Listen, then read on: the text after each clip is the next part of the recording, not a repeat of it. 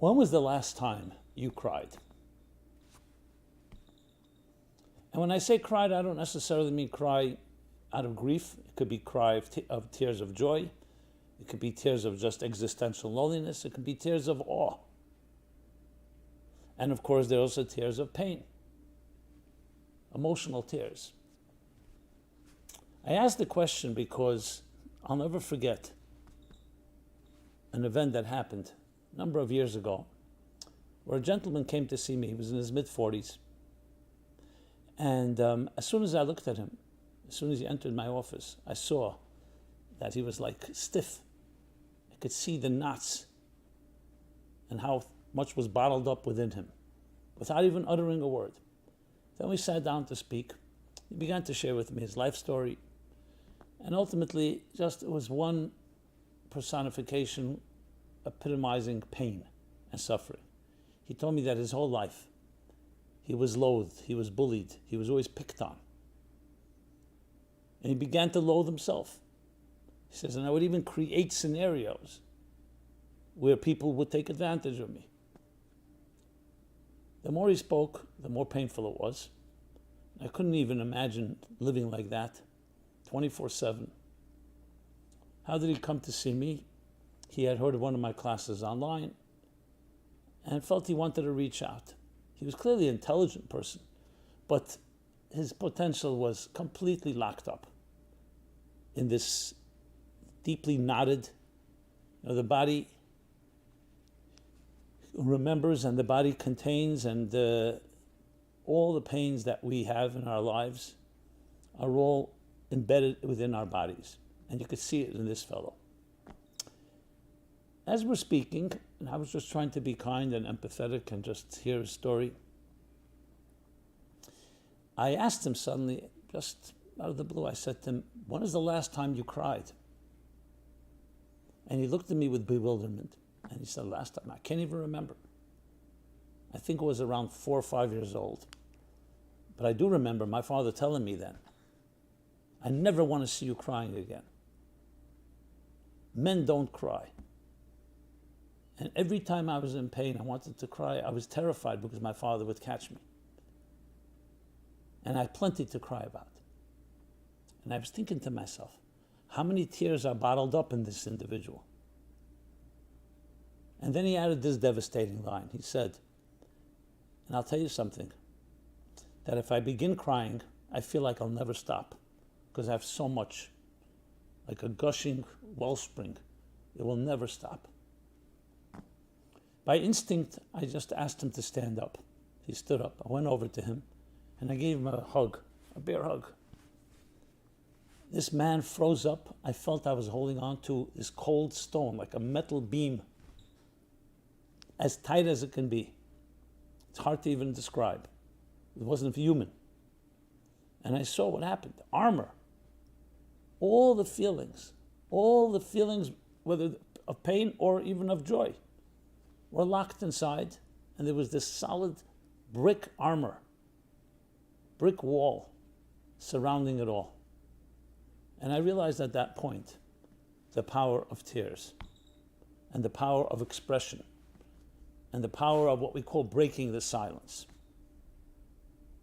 So though many of us look at tears as being something, I'd rather not cry, why would I want to cry? Yet, it's one of our greatest gifts. Think of it this way. A kettle is boiling water, and the kettle begins to boil and boil and boil. And the spout is locked up, or it's blocked, or there is no spout. What would happen? At some point, the boiling water would explode because there'd be no release point. Psychologically, the same is true. It either explodes, or with the human psyche, there's another option, which could be even worse. It implodes. So exploding, at least it's expressing itself obviously in a destructive way, whereas the spout would have the certain regulated release. When it comes to imploding, it ties you up. Think of anything that you are consumed with, resentments, anger, grudges, being hurt, justified or not justified. It starts eating you up, and inside of you, you feel things boiling, you feel things consuming you. And if you don't express it, what happens is it does implode. You may not feel its effects as much as an explosion, but it's perhaps even more devastating. Now, why do we explode? We can explode. Sometimes you see people who a lot is built up, pent up feelings, like a volcano, and then they erupt. You suddenly see an outburst of rage. You wonder, where did that come from? Often, it was there all the time. It was that steam that was building up, it just didn't express itself. But what happens if it doesn't express itself in rage because you're afraid to express, or you're afraid how people will look at you? Then it goes inward. And the same intensity is eating you up within. It undermines you. It blocks you up and doesn't allow you to express yourself, and definitely not to actualize yourself. So in that context, tears is a gift, a blessing that we were blessed with, that when things begin to build up within us, the liquid will enter our tear ducts and will express it through tears. And if someone stops you from crying, it's literally like someone stopping you from breathing, from expressing, from exhaling. And that's why they say silence is worse than the crime. Or in the more explicit terms, silence is worse than the rape. Because it's one thing, violation, terrible, horrible. But you can't even express your pain involved, and someone says to you, never happened. That invalidation, far, far worse. Because it doesn't even allow you to heal. It's one thing a person gets injured. Another is someone stopping the healing process. So in that sense, tears are a critical component in our lives. Now, I'm talking obviously negative tears in a way. Well, I shouldn't say negative tears, that tears are positive, but coming from some negative causes. But the same is with tears in any given situation. It shows that there's something that you have within you that can't be expressed with regular words. You can't contain it, so it expresses itself in an outburst of tears, or in quiet tears. But regardless, it's an expression. And as such, it's a healthy thing overall. We'll soon talk about over-grieving, person who cannot stop crying, as that gentleman shared with me. But we'll get there. Right now, let's talk about this power of expression.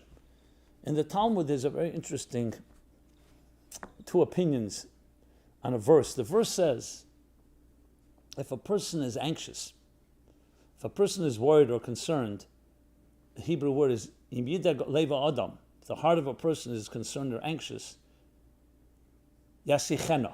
That's the word that's used, yasichena. So the Talmud has two opinions. What does yasichena mean? One says yasichena from the word sicha, to speak.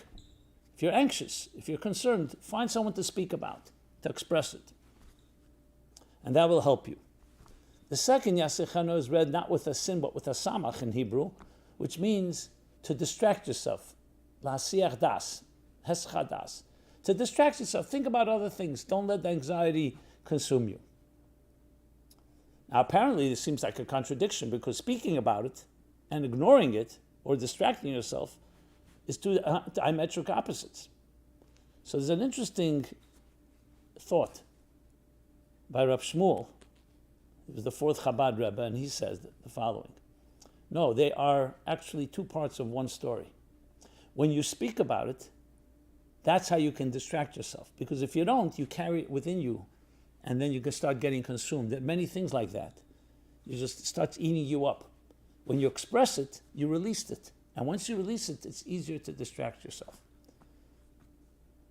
So obviously there are situations where one should try to just ignore something and move on, take the high road, if possible.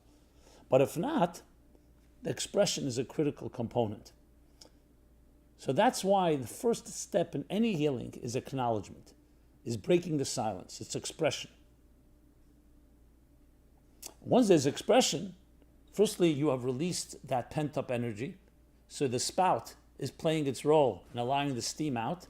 And secondly, now that you're speaking to someone, I'm talking about in the context of speaking, then you probably can get some good advice. If it's a good person, someone you trust, someone that's objective. When it comes to tears, which is the topic of our discussion, it's not so much the speaking, but the release has allowed you now to acknowledge it. My goal with that individual was to get him to cry once. And not in a forced way or in a fabricated way or a superficial way, but just give him the permission, the license that he's able to cry, in stark contrast to what his father had told him. The end of the story I shall share by the end of this program. So that idea of giving people the right, the dignity, that you are able to express anything, including your pain, is the story of tears. So someone that's bottled up and can't express, it's vital that they learn to express themselves and have the right to cry, yes. I'm not saying you have to go around crying with everyone and doing it in the most public way, but even with yourself or with others that you trust. It's a vital component. Which leads me to an unbelievable statement from the Kabbalists, say, the mystics, that tears bathe your soul. Just like a human body goes into a spa, into a bath, and it soothes you, it calms you like a balm. The same is true with the soul. It also needs soothing, it also needs nurturing and comforting. And tears, like water, the warm tears that are a bit like salt water, bathe your soul. Because what they do is they allow you to submerge yourself into something which is liquidy, but the point is not the liquid here. The point is its representation that allows you to express yourself. Do you ever cry, let's say you're listening to a beautiful song and it reminds you, reminiscent of past beautiful memories, warm memories, or even sad memories, someone you miss, someone you knew, someone who may have passed on? These are tears, if you think about them, they are very calming, they're very relaxing. Now, yes, they include an element of pain because there is the aspect of missing someone or something that you may have lost, but you're aware of it, and that awareness is a very healthy thing. On the other hand, let's go to the other side now.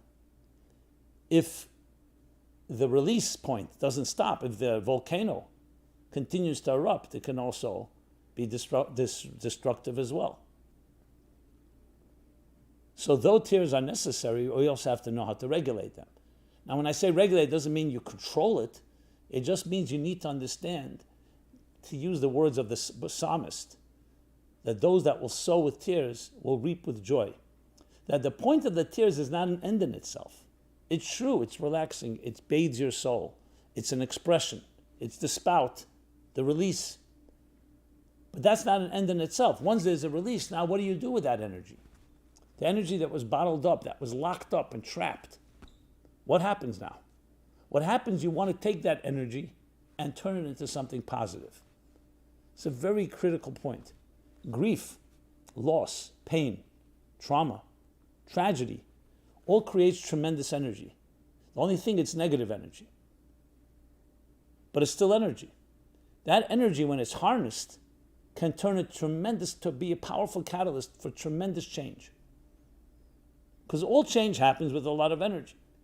But the energy has to be harnessed, it has to be channeled. So the second half of the story is, yes, we express ourselves, we express our feelings, we have the dignity and the license and the permission to express ourselves. But then that expression needs to be turned. You feel sad about something, you're missing something, or it's a sadness like an existential sadness, turn that into something positive. Build something with it. And you'll see the greatest things that were built in history were built, in most cases, out of some kind of painful situation. A loss, a death, a tragedy, a Holocaust. It's not just because people were angry and they said, let's build something. It's because it generated tremendous energy, and ultimately that energy turned into something extremely positive. Look at everything great in life. The birth of a child will usually come after tears. The tears of the mother, the pain of the mother, even the tears of the child. So if you think of it, tears are like raindrops that are sowed, are planted, and they then reap. They bear fruit. That's when you know that the circle has been complete. Because then you have both sides of it.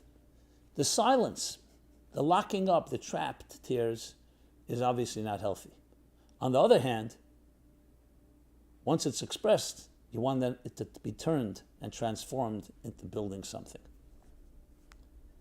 There was an elder chassid who was, in the good old days in Russia, there was no air conditioning, but the summer was unbearable heat. So what did people do for relief? They would go into these cellars, these cool cellars that were out of the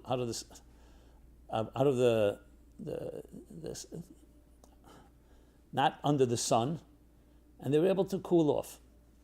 However, because there was also no electricity, there was also no light. So one gentleman, one chassid, went down into one of these cellars to cool off, and as he came down, he felt it was really dark. And he expressed himself. He said, "It's so dark here." Now, there are a few other people there also cooling off, and one of them said, "Don't worry, stay here for a while, and you'll get used to it." And he exclaimed, "No, that's exactly what I'm concerned about. I don't want to get used to it. I want to know it's dark." So there's a darkness that conceals a darkness. It's called denial. You don't even know it's dark. Then there's no hope, because where do you go then? You convince yourself that everything is great when it isn't. Then there's awareness of the darkness. Awareness is critical because then that's the first step to healing. Awareness is half the cure. But then comes the actual cure, which is to do something about it. So in this period of time, when we do remember tragic events, it's not just a past memory. It's about remembering right now and being aware of every painful situation, every rift, every schism, every break, every disappointment, every broken heart.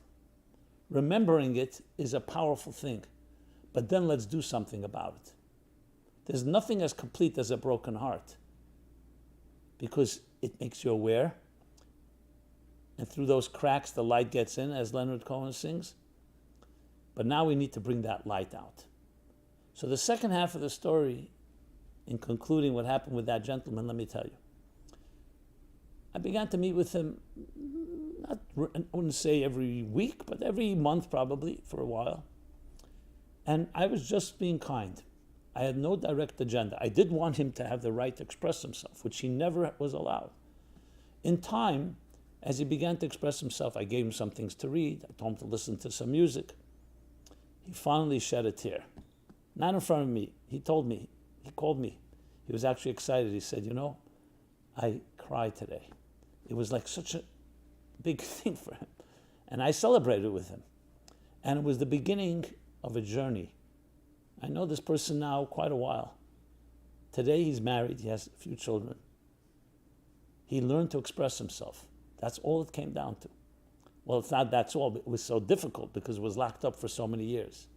And he had plenty to express. Beautiful soul, beautiful person. He has much work to be done. There's still much repressed, much pain, but he also has joy in his life. And it all began because he learned to cry. He learned to weep. He learned the power of tears. But he also learned that the tears did not destroy him. He did not stop crying. It's not like he began to cry and couldn't stop as he was afraid. He did learn to stop. And as he learned to stop, he also learned to embrace beautiful things in his life. Emotional expression, my friends, is the healthiest possible thing we can do. However, it does not mean overindulging in your emotions. It doesn't mean becoming narcissistic, that it's all about me and my feelings, because that also can happen. People who've repressed their feelings, or whose feelings were repressed by others, often, once they open up, they don't know how to be quiet. And I don't mean that to be critical or cynical. It means that you also need to balance it.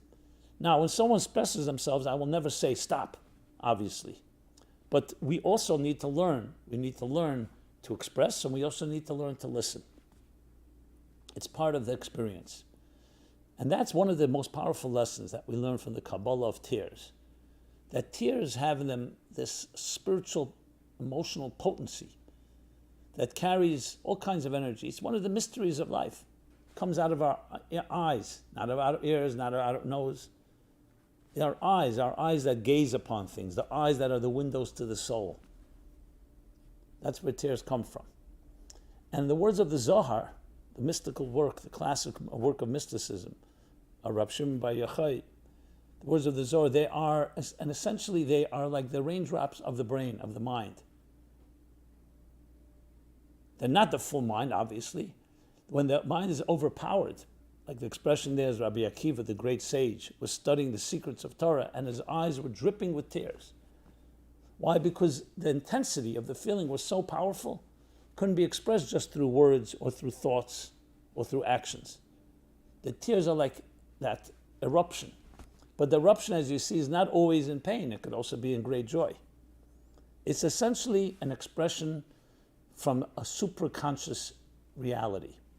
Our consciousness, our conscious wisdom is expressed through words, through ideas, through thoughts, through writing, different ways that we express ourselves. But sometimes when you can't express yourself in those more limited containers, we have another container. It's called tears. So tears are really a channel, a bridge, an interface to another reality. It's bringing down. That's why they come as drops. Because as the Kabbalists explain, the more intense the energy, the more it has to come into very thin expressions or limited expressions.